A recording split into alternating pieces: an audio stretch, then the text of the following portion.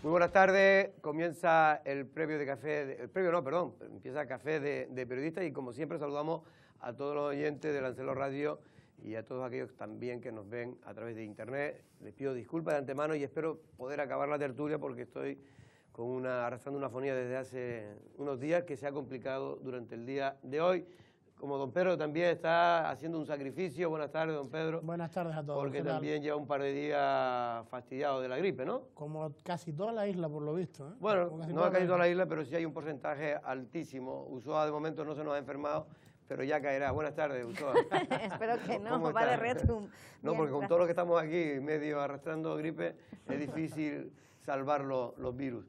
Buenas tardes, don Valentín, ¿cómo estamos? ¿Bien? Usted de momento se mantiene, ¿no? Yo de momento me mantengo, tío. Pero nunca se sabe. Crucemos los dedos. Pero nunca se sabe, porque esto ataca, el virus es traicionero, el virus de la gripe, que ya casi se puede considerar que es una epidemia, o estamos en los repuntes, sí, que siempre suele ocurrir en la época que hay más frío. En este caso se ha retrasado el frío en Canarias y por lo tanto está siendo estos últimos días donde más número de gripe, casos de gripe que están afectando a toda la población, pero sobre todo a la población mayor, que es la que corre mayores riesgos, ¿no? Bueno, eso quiere decir que ya estamos dentro de ese núcleo, ¿no? Efectivamente, los riesgos cada vez son mayores.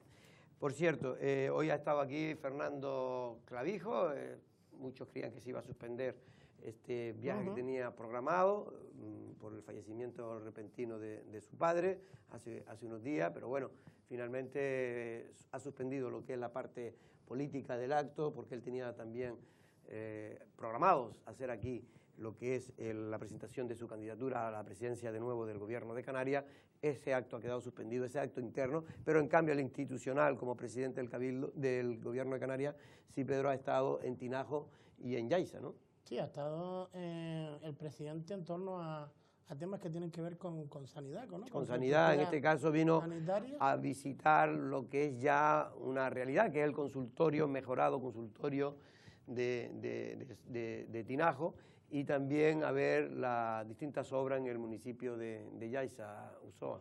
Sí, aparte los números son bastante clarividentes, porque hablamos de más de 3.400 tarjetas sanitarias, lo que equivale a unos 50.000 usuarios anuales. Es un porcentaje interesante y, bueno, avala en parte esa argumentación del alcalde de Tinajo, Jesús Machín, cuando ha reclamado una y otra vez pues, la ampliación y la mejora de este centro ambulatorio. Ahora tenemos 3 consultas médicas y una pediátrica y, bueno, se da respuesta a una población también muy envejecida en el municipio de Tinajo. Entonces yo creo que es interesante esta vieja demanda que ya se constata como una realidad. Después he ido a visitar también el ambulatorio de Yaiza, que hay que reformularlo porque ahora mismo es casi, pues mi salón de casa me parece que es más grande que lo que ahí tienen los vecinos.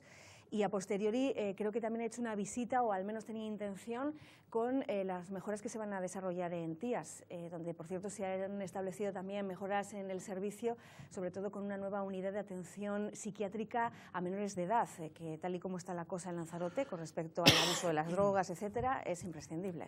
Bueno, en este caso hoy ha sido noticia, sobre todo a nivel judicial, y ya un poco ocultado esta noticia que es importante para Lanzarote.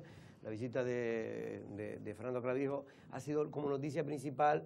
La celebración a las 9:30 ha comenzado, ha arrancado el juicio de la pieza número 12, una pieza separada del caso Unión, de la pieza central del caso Unión, y en este caso centrada sobre todo en Arrecife, en el PIL, en las posibles comisiones que pudo, o al menos acusa el fiscal que pudo cobrar el PIL a través o bajo el mandato de la época de Dimas Martín. Hay 14 personas sentadas en el banquillo de los acusados, aunque hoy principalmente en la primera parte que tuvimos, bueno, que hemos enviado a nuestras cámaras, se trató sobre todo de cuestiones previas, ¿no?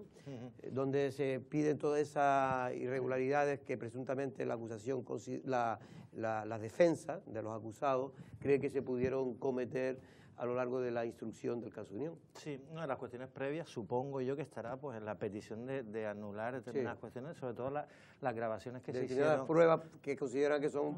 Las grabaciones que se hicieron por parte del señor Carlos Espino en su momento, y que bueno, que ya hemos dicho que en función de los antecedentes que hay con otros casos, como el caso Guateque en Madrid, podían ser anuladas. De hecho, hay un juez, que es el juez Alba, que dictó un auto anulándolas y que posteriormente tenía que ser la audiencia provincial la que se posicionase sobre ese auto, ¿no? Vamos a intentar, no sé si lo vamos a conseguir, porque lo estamos llamando, no sé si ya ha podido salir, Carlos Insa, que está del Canarias 7, cubriendo para el Canarias 7, ha estado en ese juicio y queríamos, como colaborador de este espacio, a ver si podía hacernos un avance.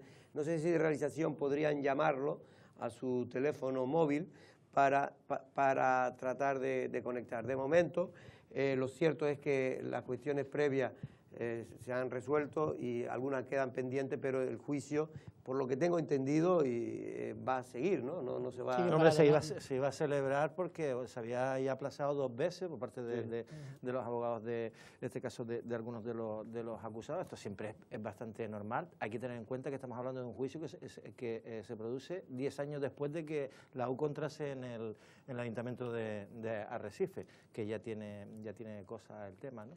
Y bueno, y las cuestiones previas, lo que decíamos, se verá todo este tema de algunas grabaciones, etcétera, etcétera, pero lo lógico es que, vamos, que el juicio se celebre sin problema en 15 sesiones, creo que son 15 sesiones, puede durar aquí hasta finales del mes de marzo. 29 de marzo calculan, más o menos. Porque primero se van a celebrar aquí 7 y 8 en Gran Canaria. En Las Palmas. Y recordemos que no se tienen en cuenta, o en principio va a seguir para adelante, porque hay 2 sentencias contradictorias, ¿no?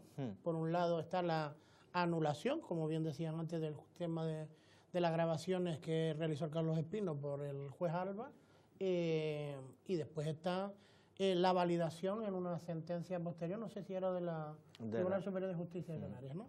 Evidentemente todo esto estará en manos ya del Tribunal Supremo en su momento, porque evidentemente esto va a llegar al Tribunal Supremo.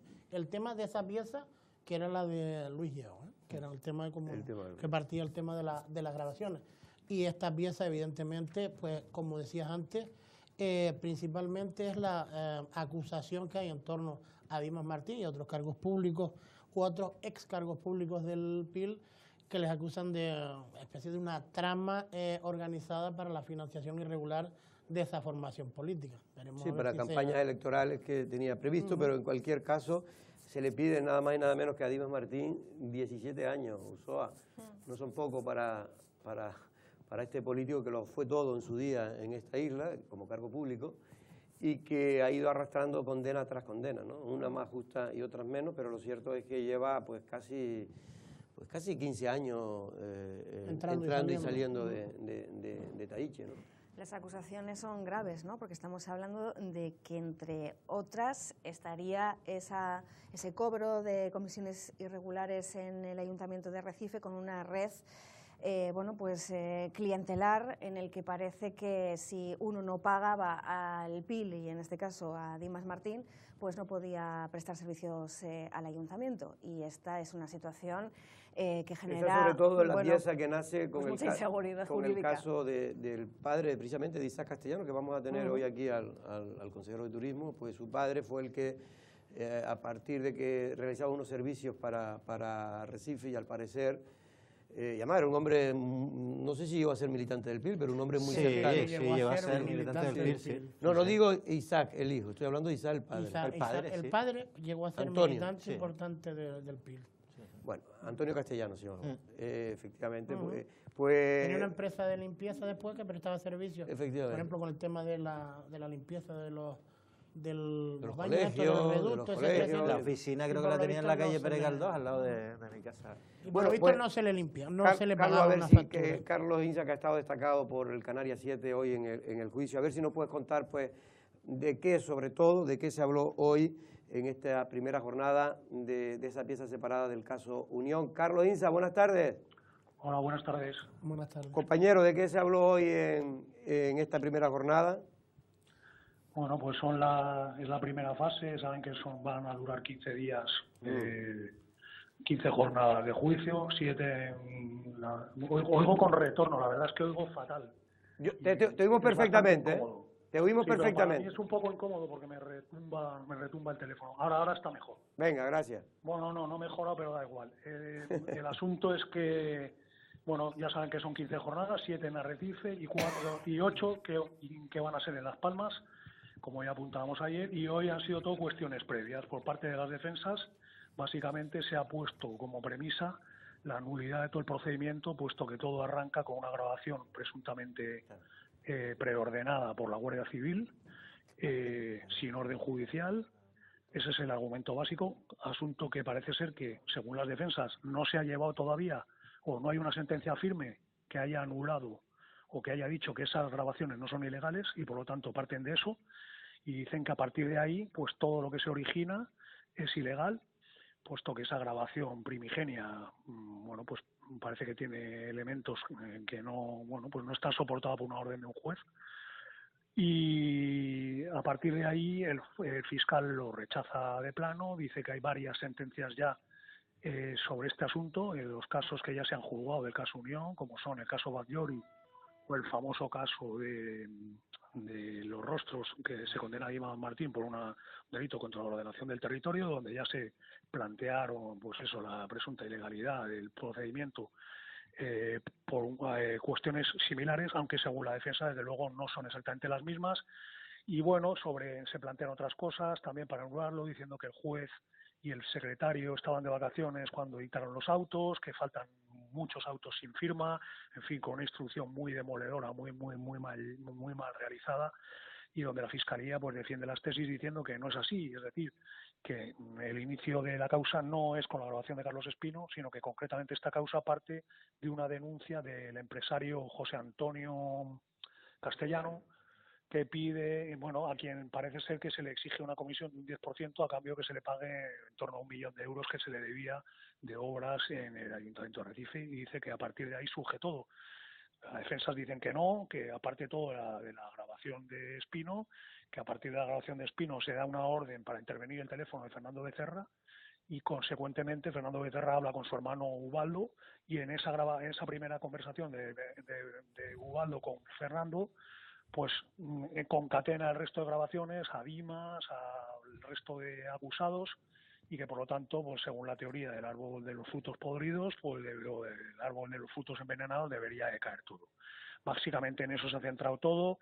Una de las defensas ha tratado de pedir, en este caso, como no se recusó a los magistrados, sí que ha pedido que se deberían abstener, que están contaminados puesto que han participado en las 2 anteriores causas que he citado antes, tanto la de los rostros como la de Batllori, y por lo tanto conocen ya las pruebas y bueno, pues deberían abstenerse. Se ha rechazado esa petición. El resto de peticiones han pedido una serie de pruebas por parte de la defensa, la Fiscalía se ha opuesto, en fin, una serie de pues sobre peritajes de las grabaciones para ver si efectivamente son correctos, otro peritaje que hizo la Policía Nacional también de esas grabaciones, y todo se ha centrado en tratar de demoler el caso evidentemente la sala, los 3 magistrados, bueno, sobre todo el presidente, pues ha dicho que lo van a dejar para la sentencia, donde se pronunciarán sobre todas estas cuestiones previas. Es decir, que para entenderlo, Carlos, el tribunal ha dicho que se va a continuar con el juicio sin ningún problema, aceptando todo esto, y que luego ya ellos en la sentencia valorarán cada uno de estas... Exactamente. Te estoy hablando un poco vuela pluma, evidentemente. No, está muy bien, precisar es complicado. Hay muchos detalles, argumentos a favor, argumentos en contra. Las 2 partes va a ser un juicio muy apasionante. Sobre todo, yo recomiendo a los estudiantes de Derecho, si pueden, y a cualquier abogado, gente que esté interesada, que vayan, porque va a plantear cuestiones muy intensas. Van a afectar a mucha gente en esta isla. Es un juicio que va a traer mucha cola. Y en fin, se dejan al albur muchas cuestiones que se irán resolviendo durante el juicio, y bueno, se han planteado el turno de declaraciones, se han dejado a los últimos a Dimas Martín y a Juan Francisco Rosa, y creo que encabezaba la primera de las declaraciones, no sé si era Antonio Machín o uno de los funcionarios, no recuerdo ahora bien, porque era un listado de 11 funcionarios, quiere decir que hay, 11 acusados que se sientan en el banquillo. Y bueno, las distintas defensas han ido ratificando lo que ha planteado la defensa de Antonio Machín muy brillantemente por parte de la abogada Juana Fernández de las Heras, En este caso, bueno, la Fiscalía lo ha rechazado de plano y la acusación particular que ejercen tanto el Ayuntamiento de Arrecife como Transparencia Urbanística también se han sumado al rechazo de la Fiscalía, también con argumentos sólidos por ambas partes, como cada cual defiende lo suyo, no puede ser de otra manera. Y bueno, pues vamos a ver qué es lo que pasa. Quedan muchas jornadas por delante, mucho que analizar, muchos peritos, muchos testigos, y vamos a ver qué es lo que sucede. Carlos, ¿y ahora Sí. continuará o ya terminó esta primera jornada? No, esta primera jornada se ha terminado ya y empieza de nuevo el día 6, que se va a retomar mañana y tarde porque están viendo que prácticamente no va a dar tiempo todo lo que falta por verse. Digo que se han pedido muchas pruebas y luego también está, bueno, las peticiones de los... Ha sido un detalle importante porque la mayoría de los acusados han dicho, a través de sus defensas, han pedido, por favor, que no se les haga ir los 15 días porque es una pérdida de tiempo, que vayan en función de los días que ellos crean, que sus abogados crean que deben ir, tanto porque tienen que declarar como porque va a ser interesante qué peritos o qué testigos van a intervenir, para que no tengan que chuparse las 15 jornadas del juicio, bueno, pues que vayan en los días que eso se ha accedido a la sala. Y también ha accedido que en el caso de Dimas Martín, que como saben está en prisión, bueno, pues Acudió esposado, vaya ¿no? también. Creo que acudió sí, esposado. tanto él como el Arrocha, interventor, el funcionario Rafael Arrocha y el interventor Carlos Sainz. y Carlos Sainz. Sí, que están en prisión cumpliendo condena por otras causas. Y en el caso de Dimas Martín se ha pedido por parte de su abogado que por favor bueno, pues que pueda ir a las jornadas de juicio a declarar por sus propios medios, y en este caso la sala ha dicho que no. El presidente ha dicho que es público y notario que es una persona destacada y que está cumpliendo condena, y que el ciudadano debe saber que está cumpliendo condena y que por lo tanto cuando tenga que salir de prisión pues será acompañado pues por los agentes de la autoridad y en fin, que no podrá ir por sus propios medios. Y un poco es lo que ha dado de sí, ha sido muy intenso, pero vuelvo a repetir, es difícil desgranarlo todo, porque son muchas cosas las que se han puesto sobre la mesa, todo el mundo tiene sus razones y vamos a ver qué es lo que pasa. Lo único, se van a dejar muchas cosas, me da la sensación de que todo este juicio, al final la última palabra se va a dejar en manos del Tribunal Supremo, si no llega más arriba, incluso Estrasburgo, porque hay mucha tela que cortar, es un caso muy complejo, con muchas irregularidades, y veremos si están para anular la causa o si no. Pues Carlos, te lo agradezco de verdad, porque aunque nosotros fuimos nuestros cámaras, pero te agradezco porque tú eres una de las personas, de los periodistas que quizás conozca más del caso Unión, porque lo has seguido siempre muy de cerca. Y nada, ya estaremos, ya un día que vengas por aquí, pues hablarás más tranquilo. Buenas tardes y muchas gracias, Carlos. Un saludo. Gracias a vosotros. Bueno, Carlos Inza, compañero del Canarias 7, que está cubriendo para ese diario precisamente esta primera jornada de esta pieza separada del caso Unión. Creo que la pieza número 12. Es decir, que queda todavía pieza por celebrar. Es la tercera, ¿no? La tercera que va a juicio oral, ¿no? Sí, sí. Hay un dato importante, lo que hablábamos antes en relación con la grabación original. Estaban intentando anular esa grabación, de otras cosas, porque dicen que a partir de esa grabación pues se pincha el teléfono de Fernando Becerra, y a través de pinchar el teléfono de Fernando Becerra es la conversación con su hermano, con Ubaldo, y entonces esa es la de ahí línea empieza... Lo que pasa es que después, por otro lado, están las denuncias que sí que se presentaron por parte del padre que es aparte, de Isaac Castillo. que es aparte. Bueno, hombre, que esos son los que mantienen las dos teorías, ¿no? Claro, es que son las dos teorías, evidentemente, porque si no se le complicaba un poco más la acusación a la Fiscalía. Hombre, y después uno de los temas importantes, creo yo, que va a ser decisivo es el posible cambio de posicionamiento de alguna de las partes, porque hay una circunstancia que puede ser clave, ¿no? Y es la falta de dos acusados y testigos importantes, que tanto José Miguel Rodríguez como Matías Curbelo, ¿no? Efectivamente. Porque eran testigos, eran acusados, pero eran colaboradores también, ¿no? También. Vamos a oír unos pequeños cortes que ha cogido Ulloa Ibarra, en este caso, del tema de precisamente las defensas Ulloa diciendo pidiendo la anulación de pruebas y del propio juicio, ¿no? Lo que hemos escuchado hoy, bueno, pues es una batalla legal que viene ya de atrás, es decir, no es nada nuevo por la validez de las pruebas, ¿no? Principalmente. Ya se ha dicho yo creo que prácticamente todo. Por un lado, la defensa dice que se obtuvieron esas pruebas en la clandestinidad, en el engaño, que incluso la instrucción inicial del caso Unión se hizo con mucho desorden y caos. También el Ministerio Fiscal insiste en que el origen del caso Unión no es la grabación del 5 de junio, ¿no? Por lo tanto, aquí asegura que es una falacia insistir en esa grabación entre Carlos Espino, Fernando Becerra, etcétera, como punto de partida. Ahí hay un pulso, inevitablemente, y lo que comentaba Carlos en la intervención telefónica, pues vamos a ver a lo mejor, ¿no?, digamos, de la aplicación del derecho y de la interpretación de la ley en este juicio, porque hay una situación, digamos, de polaridad absoluta entre la defensa y la propia acusación particular y la de la Fiscalía. Y luego, por otro lado, se ha hablado mucho de las dilaciones indebidas, que es otro asunto que tiene mucho que ver no solamente con las propias técnicas un poco dilatorias y razonables que pueda tener la defensa, sino también con el ritmo de la propia justicia. 10 años es un periodo extensísimo y yo creo que además se hace un flaco favor no solamente a la ciudadanía, a la institución pública, a los 12 que se sientan en el banquillo, en general al propio sistema. Y esto habrá que analizarlo desde una perspectiva también de autocrítica por parte de la propia audiencia. Bueno, pues ya veremos. Vamos a ver si escuchamos esa parte de las defensas en cuestiones, de las cuestiones previas que hoy se plantearon en esta pieza separada del caso Unión que comenzó hoy en el Palacio de Justicia de Lanzarote. Igualmente, y también en relación con las intervenciones telefónicas, agregamos vulneración del derecho fundamental al secreto de las comunicaciones al no constar los oficios y autos habilitantes de intervenciones telefónicas. A este respecto nos hacemos eco del pleno no jurisdiccional de 26 de mayo del 2009 del Tribunal Supremo, que ya entonces venía a exigir que bien en procedimientos nuevos, en piezas separadas, debían de constar todos los oficios y todos los autos habilitantes de las intervenciones telefónicas.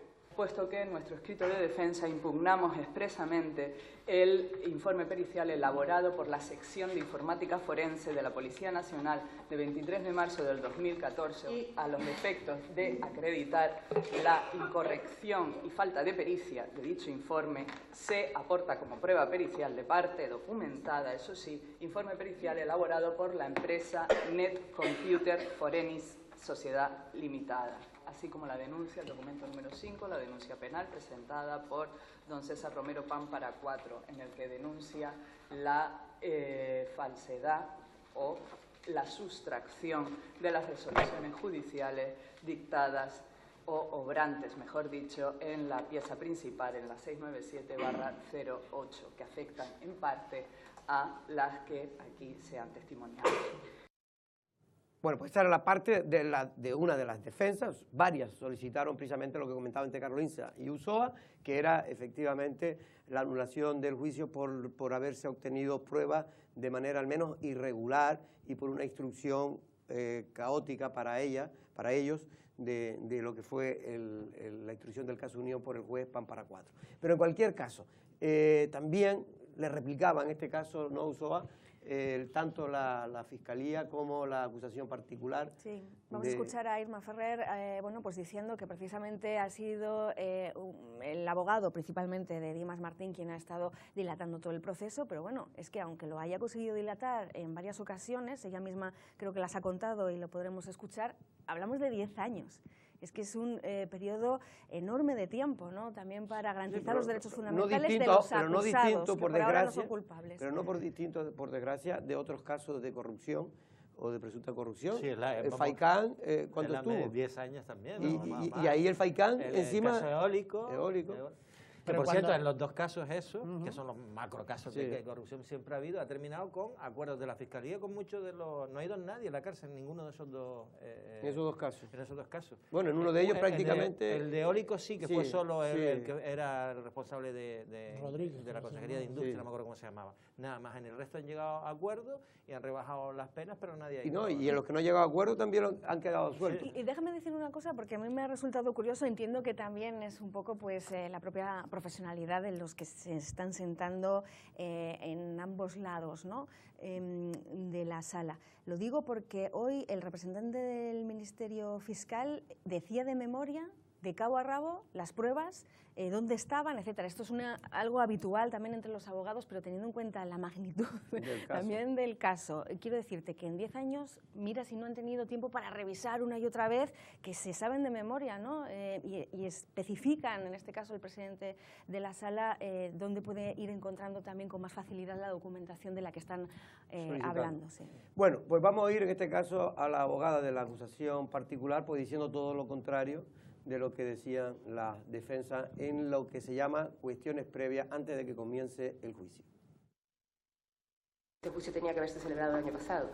En 2 ocasiones se celebró por esta sala, se citó por esta sala unos señalamientos y es precisamente a petición del letrado Don Dimas Martín, que estaba en Barcelona, que no se ha podido celebrar. Es decir, tenemos un año de retraso porque el letrado Don Dimas Martín ha pedido expresamente ese retraso. Pero es que toda la causa, completamente desde el primer momento hasta el final, el letrado Don Dimas Martín pide las suspensiones continuadas, no sé si son 7 u 8 suspensiones continuadas, he contado hasta 8, de los señalamientos, porque él tenía señalamientos en Barcelona y en otros sitios y no podía venir.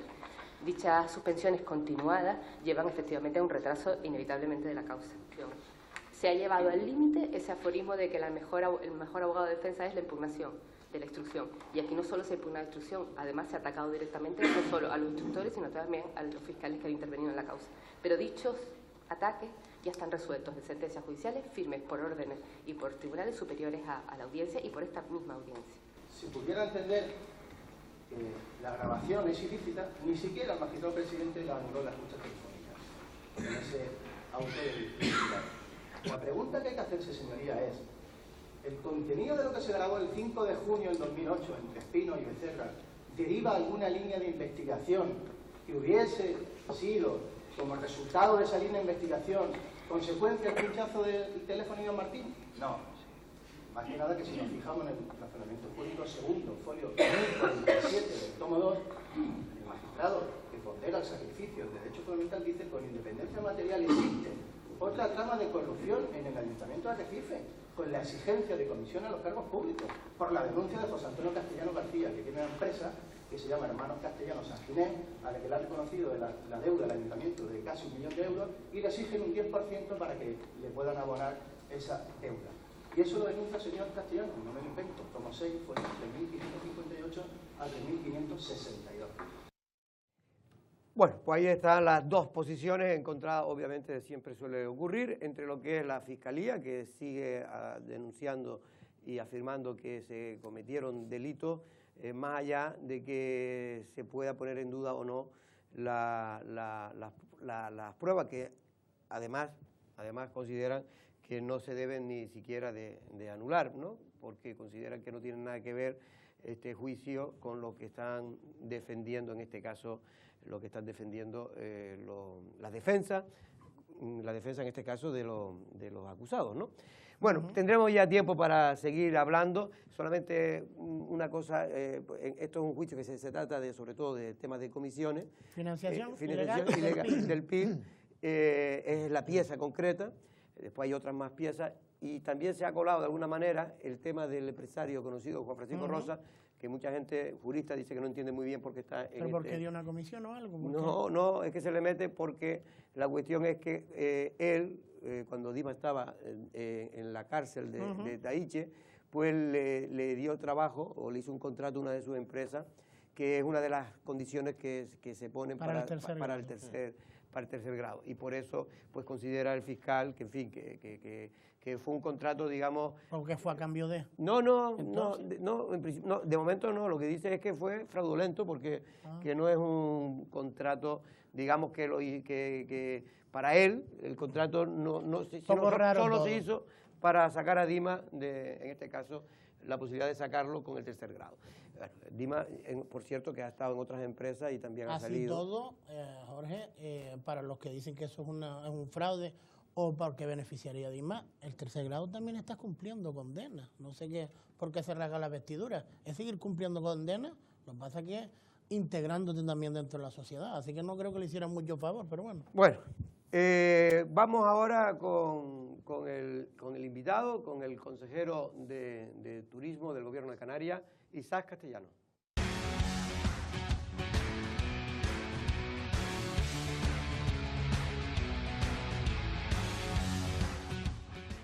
Bueno, ya está aquí nuestro invitado de hoy, es el consejero de Turismo, Cultura y Deporte del Gobierno de Canarias, don Isaac Castellano. Buenas tardes, ¿cómo estamos? Hola, muy buenas tardes. Don Isaac, hoy tenía usted agenda en Lanzarote, eso es bueno, porque si usted tiene agenda que seguramente es para hacer cosas para esta isla. Creo que ha estado reunido con el Ayuntamiento de Teguise, con su alcalde. Me imagino que se habrá hablado del paseo de las cucharas que por fin va a comenzar. Efectivamente, tuvimos la oportunidad de hablar sobre la licitación del Paseo de las Cucharas. Es sin duda una acción demandada por la ciudadanía y también, por supuesto, por el alcalde de Teguise, que tengo que decir que en todo este tiempo se ha preocupado un día sí y otro también acerca de la marcha de este asunto, que además tengo que reconocer que quizás el año pasado fue uno de los elementos que más frustración me causó en la consejería, porque somos conscientes de que prácticamente completamos la totalidad del proceso para la adjudicación de la obra y prácticamente pues en el último momento la misma no pudo tener lugar, lo cual sin duda nos obligó primero a redefinir el propio proyecto, a establecer un cambio de condiciones y sobre todo a reiniciar todo un procedimiento con una nueva ley de contratos que ha retrasado la posibilidad de ejecutar esta obra con antelación, pero evidentemente es una buena noticia que hayamos superado muchas trabas y que hayamos sido capaces de reiniciar este procedimiento. ¿Y cuánto va a tardar esa obra? Pues hasta el día 18 de febrero las empresas que quieran optar tienen la opción para presentar la oferta. A partir de aquí podemos estimar aproximadamente que a principios, en la primera quincena de marzo, esperamos poder solventar la adjudicación sí, que la zona comenzaría para el verano. Sí, incluso antes, estamos hablando de que podrían empezar en marzo, abril, y a partir de aquí el plazo de ejecución de la totalidad de la obra está establecido en 10 meses, 40 semanas exactamente. Bueno, con respecto a esto, a mí me gustaría saber lo que ha pasado con anterioridad, ¿por qué ha costado tanto sacar a concurso? ¿Por qué ha pasado todo esto con una avenida que son 1.700.000 y pico euros, que es una obra importante, una inversión importante? ¿Por qué ha pasado todo esto? Bueno, en la licitación que se inició el año pasado se planteó un problema desde el punto de vista económico, sobre todo relacionado con la pavimentación, que los costes en Lanzarote son más altos que en Gran Canaria o en Tenerife. Esto es una de las pegas que la empresa nos puso sobre la mesa, aunque no fue la más relevante. También había algunos elementos relacionados con el deterioro de la actual pavimentación que hacía que en el caso de que se pusiera el firme tal y como estaba establecido en el propio proyecto, pues corría el riesgo de reproducir, digamos, las fracturas que existían en el pavimento actualmente existente. Por lo tanto, se aconsejaba que reiniciar este procedimiento con unas nuevas condiciones. Además de esto, usted acaba de venir de Fitur, acaba de venir hace ya una semana que terminó la feria de Fitur, hace exactamente 5 días que terminó la feria de Fitur. ¿Qué impresión se ha llevado, don Isaac? Bueno, Fitur siempre es una extraordinaria oportunidad de tener contacto con todos los agentes relacionados con la actividad turística. En este sentido, además, era una feria especial porque yo creo que todos somos perfectamente conscientes que nos adentramos en un año 2019 cargado de incertidumbres. Algunas de ellas se tendrán que resolver pronto, como es la propia marcha del Brexit, que lo cierto es que a día de hoy no sabemos en qué términos va a acabar, se va a cerrar, efectivamente. Hoy se estaba hablando, por cierto, del plan, había un plan A, un plan B y ahora está hablando de un plan C. Van a ocupar todas las letras del abecedario. Sí, la realidad es que a día de hoy no sabemos en qué términos se va a cerrar el proceso. Ahora bien, lo cierto es que las compañías aéreas sí que es verdad que mostraban cierta confianza dentro de la prudencia en que incluso en el peor de los escenarios, que es un Brexit sin acuerdo, que imposibilitaría la posibilidad de establecer un periodo transitorio en el que las normas de la Unión Europea seguirían siendo de aplicación, incluso, repito, en este escenario, que a través de los planes de contingencia que se pudieran establecer se garantizara la operatividad de las compañías aéreas, lo cual es un elemento fundamental si hablamos de una industria turística en la que prácticamente la totalidad de nuestros turistas vienen por vía aérea. Es cierto que no es el único elemento que influye, habrá que hacer un especial seguimiento a la propia evolución de la moneda. Se espera que esta se pueda evaluar, sobre todo en un proceso de Brexit duro, en qué condiciones pueden viajar los británicos a nuestro archipiélago, cuestiones básicas como el roaming de los teléfonos, las tasas aeroportuarias, si se les va a incrementar o no se les va a incrementar, la atención sanitaria. Al final, todos esos elementos configuran las condiciones en las que los británicos pueden venir a nuestro archipiélago y por lo tanto pueden tener al menos repercusión en la llegada de turistas. Pero solamente para volver a Fitur, simplemente una cosa y después ya te dejo, Valentín, para retomar, porque Fitur sobre todo se trata también del tema de recuperar, ¿no? Siempre se va con la intención ese turista español peninsular que se perdió, ¿no?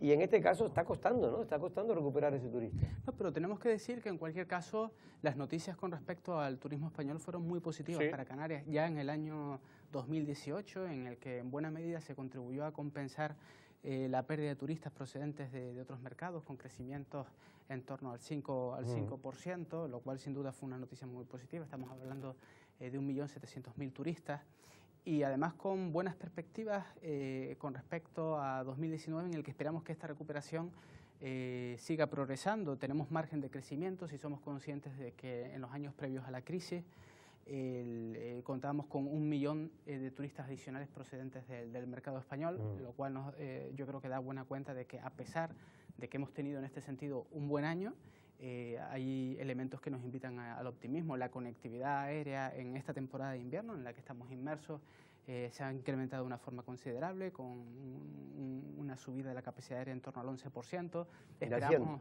De asientos, efectivamente. Para la próxima temporada de verano los datos apuntan en la misma dirección, más de un 5% de incremento en este momento. Esperamos que pueda ser superior, y esto ayuda sin duda también la recuperación económica que se vive en el conjunto del Estado.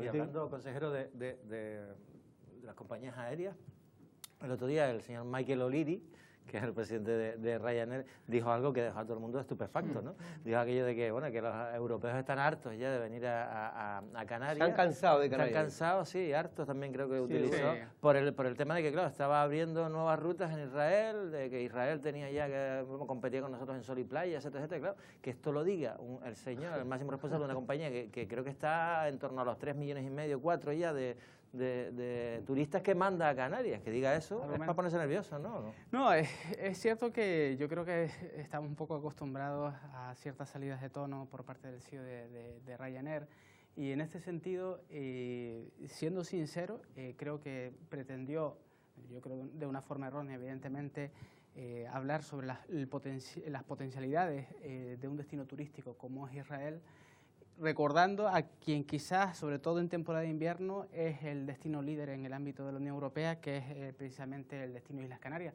Pero la realidad es que si uno analiza los datos, las afirmaciones del señor O'Leary pues caen por su propio peso. Porque pero Israel, yo no sabía que en invierno fuera un país turístico. No, lo que estaba planteando precisamente de sol y playa, me refiero. Será cualquier caso cultural, pero no de sol y playa. Bueno, la zona de Tel Aviv quizás sí. ¿En invierno? Sí. Pero estamos hablando... Viajero, porque estamos hablando... El planteamiento era más de potencialidad de cara al futuro que de un hecho presente en el que, repito, Canarias en temporada de invierno es líder absoluto en la temporada de invierno. Además, contamos con un turista que si se caracteriza por algo es por el alto índice de repetición. El 77% de los turistas que nos visitan son repetidores, y eso da buena cuenta, yo creo que de la buena experiencia que reciben cuando nos visitan. Nos valoran con una nota de 8,92 sobre 10, y además tenemos que decir que la apuesta de Ryanair por Canarias es más que considerable, con una capacidad aérea, un número de asientos en torno a 3,5 millones y una atracción de turistas en el año 2018 de 3,2 millones. Por lo tanto, como dice el consejero, el presidente de Ryanair, si sabes algo es lo que tiene que decir para que salga en su noticia con un titular, ¿no? Y en este caso, evidentemente, lo que quiso era abrir la espita de que ellos quieren apostar por Israel y extender su negocio por todas las... Eso no quiere decir que vaya a abandonar Canarias, ni mucho menos, porque, entre otras cosas, para él es un gran negocio Canarias. 3,2 millones de clientes, ¿no? Pues por eso digo que no puede... porque si se va él, vendrán otras compañías. De hecho, aquí, por suerte, ahora estamos teniendo otras compañías de bajo coste. Porque además el gobierno, de alguna forma, colabora económicamente con esas compañías, ¿no? Quiere decir que incentiva el que también vengan las compañías, ¿no? Tenemos incentivos como el Fondo de Desarrollo de Vuelos para el establecimiento de nuevas rutas en función de las propias demandas que se establecen desde las islas. Pero repito, si no es Ryanair será otra en un momento determinado. Y seguirá siendo Ryanair, de esto estamos completamente convencidos. No hay nada que nos invite a pensar que a corto plazo la apuesta de Ryanair por Canarias no se vaya a mantener. Consejero, hay un tema, yo estuve también en Fitur y una detecté dos cosas, hablando con la gente del sector. Una que está, para recuperar el turismo español, ellos decían que había que tomar medidas por parte del gobierno de Canarias para hablar con el gobierno de Pedro Sánchez, en este caso con el gobierno central, para tratar de alguna manera de poner límite a la subida del billete de avión, porque con esto del 75% nos viene muy bien a los canarios, pero también le está viniendo muy bien a las compañías, porque al parecer se está detectando que ha habido un incremento medio del pasaje. ¿Eso es verdad? Pues lo cierto es que ahora, en estos momentos... Lo cual, para el español, digamos, para el peninsular no residente, es carísimo. Pero en estos momentos quizás estamos más en el terreno de la especulación y de las impresiones que en el terreno del saber fehaciente de una realidad. Porque en Baleares creo que han hecho un estudio. Porque nosotros lo que sí que hemos demandado Fomento es que haga públicos los datos, porque además ellos los tienen, porque en la medida en que abonan la propia subvención tienen conocimiento del precio que efectivamente se está pagando. Nosotros hemos demandado que estos datos se hagan públicos para tener conocimiento de la situación que se está presentando. Es cierto que este es uno de los efectos que algunos anuncian. Nosotros de momento no lo hemos corroborado, pero es importante contar con esos datos. Lo que sí que es verdad que hay un segundo efecto que a medio plazo nos puede beneficiar, que es que fruto de esa mayor rentabilidad de las frecuencias de nuestras conexiones aéreas, estas se puedan incrementar tanto con nuevos destinos como con más frecuencias, y esto pueda facilitar, digamos, que puedan venir también más turistas. Sí, tiene un lado positivo, pero también tiene un lado peligroso si no hay un control, precisamente, que no sé si se puede hacer, porque el mercado es libre también, ¿no?, de los precios. No es tan fácil poner, a no ser que se pongan ciertas medidas en la subvención para evitar precisamente que se siga la tentación que pueden tener esas compañías de subir los precios. A mí me gustaría, consejero, preguntarle por la planta alojativa. Primero, por la tradicional, la de toda la vida. Estamos viendo, por lo menos en Lanzarote, que hay una apuesta decidida por la mejora, ¿no?, por el incremento de la calidad, la llegada, por ejemplo, a Puerto del Carmen. Este año van a llegar 3 instalaciones de 5 estrellas, si no han llegado ya algunas, e incluso también por la mejora, ¿no?, de todo otro tipo de infraestructura relacionada con el turismo. Y por otro lado, el tema del turismo vacacional, que sigue siendo, por lo menos para mí y para mucha gente, una incógnita. ¿Cómo está la situación de ambos? Bueno, lo cierto es que por parte del sector privado hay una apuesta importante de renovación y de generación de nueva planta de calidad en Canarias. Para nosotros eso es una muestra de confianza en el destino, en el futuro del destino de Islas Canarias, lo cual nos invita a pensar en el optimismo. Es cierto que por otra parte ha existido un debate intenso, yo creo que rebajado quizás en los últimos meses relacionado con el alquiler vacacional, no sé si fruto del cambio de coyuntura turística, pero es cierto que nosotros en su momento publicamos un borrador de decreto vacacional, lo hicimos público en la web de la Consejería, pero también fuimos prudentes a la hora de iniciar el proceso de aprobación porque sabíamos que había al menos 3 elementos que condicionaban el texto final. Uno de ellos era la propia normativa en el ámbito estatal, en la que se habían anunciado cambios. Se aprobó recientemente un Real Decreto relacionado con el alquiler, que finalmente, todo hay que decirlo, no fue convalidado por el Congreso, con lo cual en la actualidad no tiene ninguna validez, pero introducía elementos que repercutían en el fenómeno del alquiler vacacional. Una segunda cuestión era la reformulación de la Ley de Renovación y Modernización Turística que se está tramitando en estos momentos en el Parlamento de Canarias y en la cual los grupos parlamentarios habían manifestado su intención de incorporar elementos relacionados con el alquiler vacacional. Y el tercer elemento, ya más definitorio, porque sí que es verdad que tenemos ya constancia de cómo va a influir, son las sentencias del Tribunal Supremo sobre el decreto actualmente vigente. Y lo cierto es que estas sentencias digamos, limitan el marco de actuación de la Consejería con respecto a este fenómeno. Hay que reconocer que ha sido un palo en toda regla a las teorías del Gobierno de Canarias en ese borrador, porque le han dicho los tribunales todo lo contrario de que usted proponía. Incluso se podría, ya no en zonas turísticas se podría aceptar el alquiler vacacional, incluso se podría alquilar habitaciones. Sí, no vamos a ocultar. De hecho, nosotros pusimos sobre la mesa un texto, pero fuimos prudentes siendo conscientes de que el mismo podía ser alterado por las sentencias del Tribunal Supremo. Pero esto no está ocurriendo un poco como lo del tema de los taxistas, con el alquiler vacacional, que son cosas totalmente distintas, pero hay una similitud en el sentido de que los gobiernos se quitan la patata o la papa, en este caso, de encima, ¿no? No, ni mucho menos. De hecho, frente a este fenómeno, nosotros quisimos y queremos actuar para propiciar que avance por la senda del desarrollo sostenible. Eso lo tenemos perfectamente claro. Además, siempre dijimos dos cosas con respecto a este fenómeno. Uno, no hablábamos de él como problema, sino como reto, siendo conscientes de que es una actividad que origina rentas asociadas al turismo, y esto es algo positivo, más allá de que existen riesgos que tenemos que ser capaces de limitar. Y una segunda cuestión que siempre introdujimos en el debate era la necesidad de que todas las administraciones nos implicáramos en la solución a este fenómeno en función de nuestras propias competencias. Pero ¿hay una ley a nivel del Estado sobre el alquiler vacacional? No, ¿Y la competencia es del Estado? No, en este caso lo que ocurre es que a partir de la Ley de Arrendamientos Urbanos se introduce este nuevo concepto, a partir del cual las comunidades autónomas tienen que establecer sus propias regulaciones. Ahora bien, los cabildos y los ayuntamientos, y además que yo creo que sería lo sensato, tienen que intervenir en el fenómeno con sus competencias en materia territorial y urbanística. ¿Y por qué tienen que intervenir?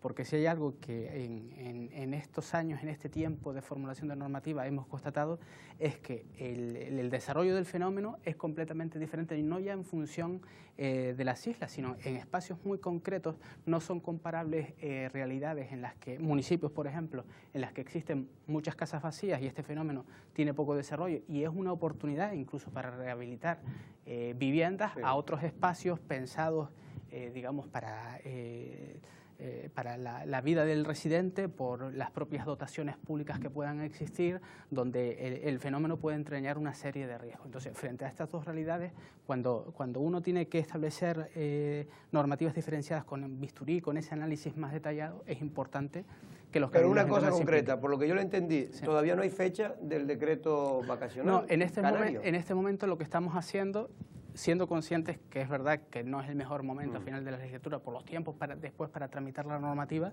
sobre el propio borrador que teníamos, estamos haciendo un análisis para la adaptación a las sentencias, siendo conscientes de que no vamos a introducir los elementos relacionados con la zonificación que estaban presentes, si estamos evaluando la posibilidad de establecer otros límites en relación a las viviendas disponibles para los residentes, para garantizar que estas sean suficientes, pero constatando en cualquier caso, a través de este análisis, la realidad completamente diferenciada de municipios en los que las camas o las viviendas vacacionales en relación para los residentes no superan el 1%, u otros municipios en los que incluso alcanza el 20%. Entonces, frente a esta realidad, entendemos y lo seguimos manteniendo que es importante que los municipios se impliquen. Claro, lo que pasa es que yo creo que la idea está bien de que sean los ayuntamientos los que puedan regularlo incluso. Eso me parece bien en Madrid, que de hecho ha hecho cosas, o Barcelona. Sí. Pero claro, en Canarias me da la sensación que es diferente. Si esperamos que el ayuntamiento de Recife tenga que regular aquí el alquiler vacacional, entonces olvídate. Eso va a ser imposible. Y en Arrecife hay un problema, que se ha generado un problema con el tema del alquiler vacacional para la gente que quiere alquilar durante de larga estancia, ¿no? Entonces, claro, yo no sé si... Ha aflojado de último, ¿eh? Ha aflojado bastante lo que es la presión que había sobre la vivienda. Ha aflojado bastante. Sobre el alquiler se ha notado. De hecho, solo tienes que ver en determinados portales que ya los alquileres bajan un poco y ya hay más ofertas. Pero y va a haber más porque estuvo un momento que complicó, adelante, claro, y que saca adelante nuevas construcciones, que es otra de las cosas. Claro. Cuando el gobierno de Canarias también y los ayuntamientos cedan suelo para que se puedan construir nuevas viviendas sociales, pues todo esto va a quitar presión a la olla que existió, y es cierto, hace un año o 2 años. Pero la cuestión es, en el ámbito de Canarias, uno tiene que partir de la confianza más o menos ganada por parte de todas las administraciones, pero no son comparables, por poner un ejemplo, la realidad de Arrecife con un litoral que desde el punto de vista turístico tiene su encanto, a otra, y quizás donde pueda haber más carencias de disponibilidad de viviendas por diversas circunstancias, con un municipio, por poner un ejemplo, en Gran Canaria, Artenara, despoblado por circunstancias económicas en las que existen casas a las que se le puede dar un uso y además permite que las rentas del turismo se extiendan desde el punto de vista territorial. No podemos aplicar una normativa igual para dos realidades que son completamente diferentes, y partiendo de este principio, más allá de análisis sobre la capacidad que pueda tener cada uno de los municipios o de las administraciones, que es responsabilidad del propio ayuntamiento. Ahora hay un vacío legal totalmente, porque el decreto de Paulino Rivero es el que está tirando por tierra en todo su, en todos sus aspectos.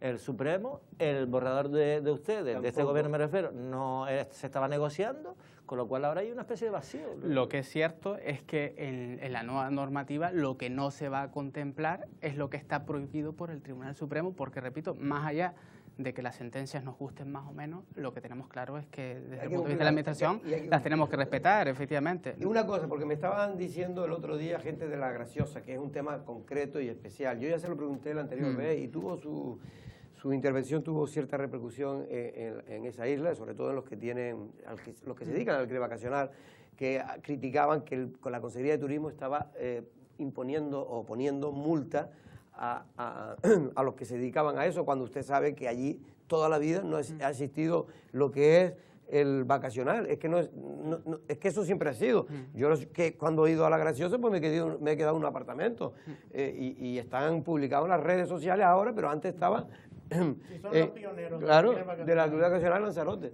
La realidad del alquiler vacacional ha estado presente en Lanzarote y La Graciosa desde hace muchísimo tiempo. De hecho, posiblemente en términos proporcionales tenga más presencia en Lanzarote que en ninguna otra isla. De eso somos plenamente conscientes. Más allá de eso, es cierto que los impedimentos para desarrollar la actividad no se encuentran tanto en la normativa turística como en la territorial. Y frente a esto, ¿Pero van a seguir poniendo multas? Lo dije en su momento. En este caso, cuando se produce una denuncia, los inspectores es que no tienen otra opción pero no deja de ser una injusticia desde mi punto de vista total y absoluta, desde mi punto de vista del sentido común. Es decir, toda la vida se ha desarrollado en La Graciosa el turismo vacacional. ¿Y qué sería hoy La Graciosa sin el turismo vacacional? Es que a veces estamos en parámetros o en discusiones que yo compré. Es muy complejo el tema del turismo vacacional, entre otras cosas. Para mí, porque a uno le podrá gustar menos o le podrá gustar más, pero es evidente que puertas al campo siempre ha sido muy difícil de poner. Y esto es un fenómeno mundial, un fenómeno que nace sobre todo a nivel mundial por el tema de las redes sociales. Sí. Por internet. Y aquí genera un problema, por ejemplo, y tiene sus cosas. El tema de profesores o funcionarios que venían y no tenían. Claro, pero tiene sus aspectos negativos, como todo fenómeno nuevo, y tiene sus aspectos muy positivos, porque socializa también la economía turística. Es verdad que yo veo dos aspectos complicados que tienen razón ambas partes. Uno dice, oiga, que compitan en las mismas, con las mismas condiciones, tanto buenas y malas, que tiene cualquier empresario turístico que se dedique al turismo regular, ¿no? Y ahí es donde yo puedo ver que efectivamente puede haber una competencia desleal por parte del alquiler vacacional si no se regula bien. Aquí hay dos cuestiones. Una es que en el ámbito económico es cierto que el alquiler vacacional compite con otras modalidades alojativas, pero desde el punto de vista del espacio, del territorio, con quien compite es con el suelo, digamos, con las viviendas para residentes, porque se establecen en suelos residenciales, ya sean zonas turísticas o fuera de las mismas. Estamos hablando siempre de suelos que en principio estaban pensados para el residente.